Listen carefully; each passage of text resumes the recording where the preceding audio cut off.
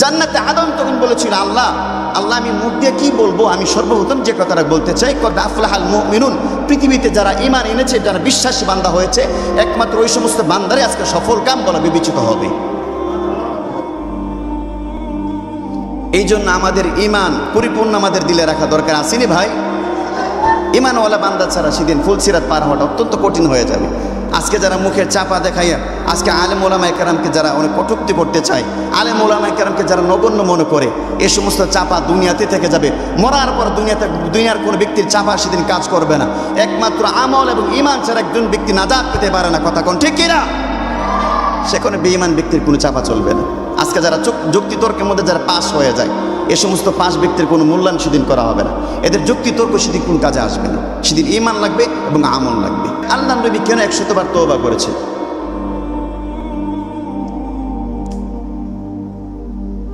হযরত আনাস বিন মালিক রাদিয়াল্লাহু তাআলা আনহু তিনি বলেন, আল্লাহু আশাদ্দু ফারহান বিতাওবাতি আবদিহি হিনা ইয়াতুবু ইলাইহি।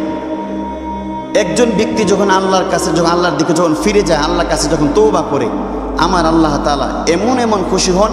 এই উদাহরণটা দেখাইতে গিয়ে আমার আল্লাহ নবী আলাইহিস সালাতু ওয়াস সালাম বলেন যে একজন ব্যক্তি তিনি রওনা করছেন মরুভূমির দিকে, এক জায়গাতে যাবেন। সামনে বিশাল বড় মরুভূমি পড়ল। মরুভূমির হিসাবে তার সফর সঙ্গী হিসাবে তার উট এবং তার খাবার এবং পানাহার সামগ্রী ছিল, অন্য কিছু তার সাথে নাই। ব্যক্তিরা হাঁটতে হাঁটতে লম্বা পথ পাড়ি দেওয়ার পরে তার ক্লান্ত পেয়েছে, তার শরীরটা খুব খারাপ লাগতেছে। সে একটা গাছের নিচে বিশ্রাম গ্রহণ করল। গাছের নিচে বিশ্রাম গ্রহণ করার পরে হঠাৎ সে ঘুম থেকে উঠাই দেখে তার উট নাই, তার খাবার নাই, তার পানাহার নাই, সফর সঙ্গী হিসাবে কেউ নাই।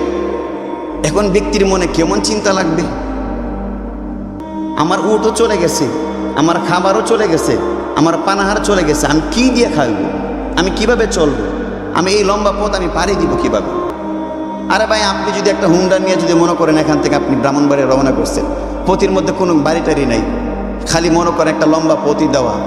এখন আপনার গাড়িটা যদি মরজাল যাওয়ার পরে যদি আপনার গাড়িটা যদি চুরি হয়ে যায়, আপনি মসজিদে ঢুকছিলেন নামাজ পড়তে, নামাজ পড়ে দেখেন আপনার গাড়ি চুরি হয়ে গেছে, আপনার কি ভিতর মনে একটু খারাপ লাগতো না নাকি? তা আর ভাই খারাপ লাগবো নি? খারাপ লাগার পরে ওই ব্যক্তিটা এখন ঘুমায় গেছে। অনেক দৌড়াদৌড়ি করে দেখলো যে না, উটের কোনো সন্ধান নেই, তার খাবারের কোনো সন্ধান নাই, তার পানাহারের কোনো সন্ধান নেই। সন্ধান না পেয়ে এখন ব্যক্তি তখন আবার ক্লান্ত লাগছে, গাছের নিচে সে ঘুমায় গেছে। ঘুম থেকে উঠার পরে ঘুম থেকে উঠে দেখে উটও তার সামনে দাঁড়ানো আছে, তার খাবারও ওই উটের কাছে আছে, তার পানাহারটাও ওই উটের কাছে আছে।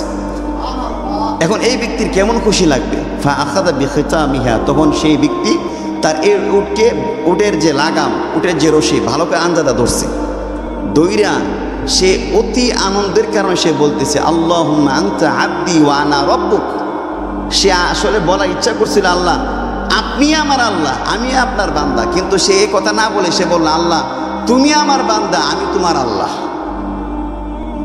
আল্লাহ নবী বলেন, আখতা মিন শিদ্দাতিল ফারাহি, অধিক আনন্দের কারণে এমন এই ব্যক্তি যেমন করে আল্লাহকে যেমন করে বলেছে, আল্লাহ তুমি আমার বান্দা, আমি তোমার আল্লাহ, অধিক আনন্দের কারণ ব্যক্তি যেমন করে বলে ফেলেছে, আমার আল্লাহ তাআলা ওই ব্যক্তির চেয়ে আরো অধিক আনন্দিত এবং খুশি হন যখন কোনো বান্দা আল্লাহর দিকে তওবা করে।